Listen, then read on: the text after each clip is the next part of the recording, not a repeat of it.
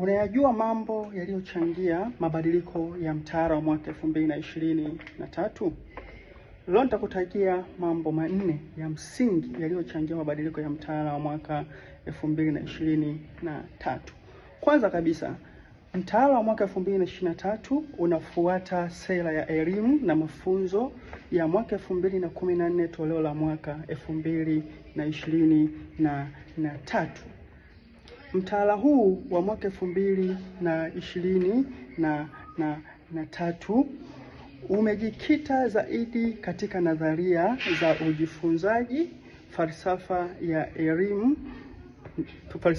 ya elimu ya kujitegemea. Mtaala huu wa elimu unajihusisha zaidi au umeegemea zaidi katika kuweka umahiri wa msingi katika kuwajenga wanafunzi kuwa na ule uwezo wa kuwasiliana, ubunifu, ujuzi wa kidigitali na maadili na uzalendo, lakini pia bila kuacha kuwa na fikra tunduizi au kuwa na fikra pana.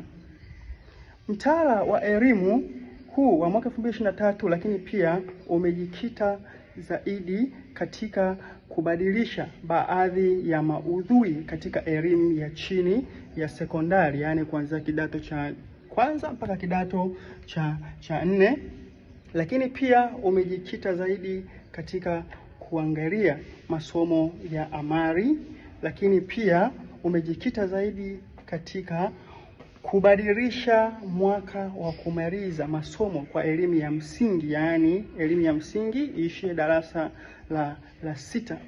Lakini sasa kuna mambo ambayo yamekuwa yakichangia moja kwa moja au yaliyochangia moja kwa moja katika mabadiliko ya mtaala huu. Moja, ili kuendana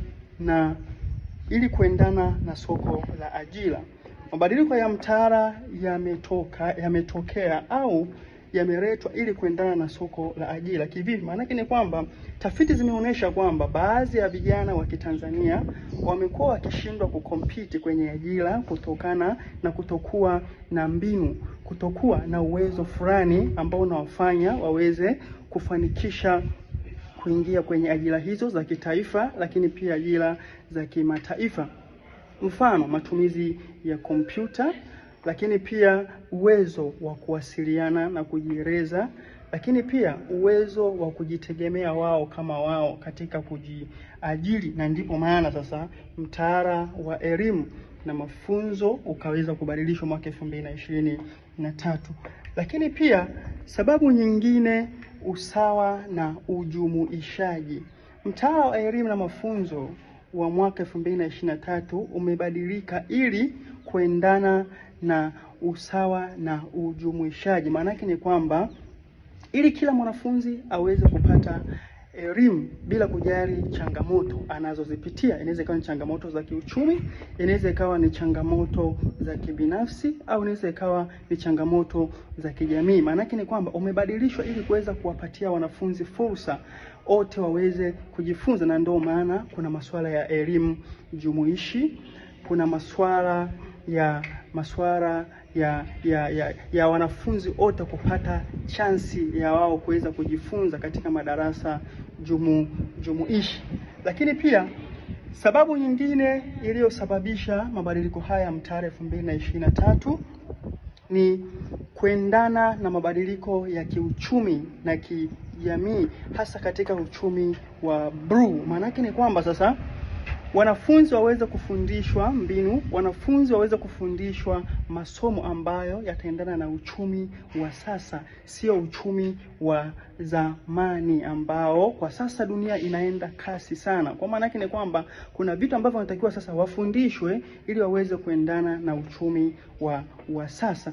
Lakini sababu nyingine ni kuweza kuendana na ujuzi wa kitaaluma na kazi. Maana yake waweze kuendana au kufanya mageuzi ya ujuzi wa kitaalamu na kazi. Kivipi? Maana yake ni kwamba wanafunzi waweze kufundishwa mbinu tofauti za kitaaluma za karne ya 21 na kuweza kuingiza mambo mapya ambayo yataendana na wao katika karne hii. Ikumbuke kwamba mtaala tuliokuwa tunautumia ni mtaala wa zamani sana. Kwa sasa mambo yanabadilika. Kwa sasa hata wanafunzi wanatakiwa kufundishwa vitu vipya ambavyo vitaweza kuendana na wao katika karne hii ya 21. Na ndio maana sasa mtaala wetu unasisitiza sana masuala ya matumizi ya teknolojia, masuala ya uchopekaji, masuala mtambuka na masuala mengine yote yanayoendana yanayoendana na sasa.